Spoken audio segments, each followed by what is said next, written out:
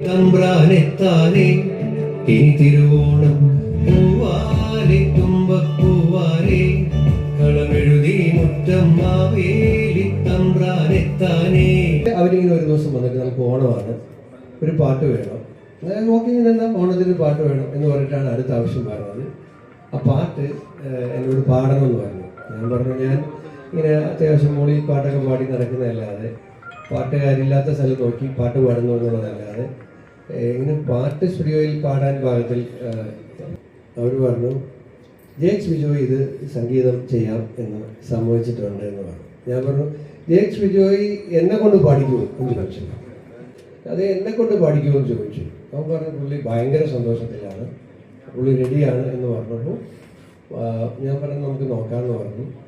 ഇനി തിരുവോണം കരികില്ലോടെ പാടുന്നേ കരവുഞ്ഞാടുന്നേ പുതുമൻ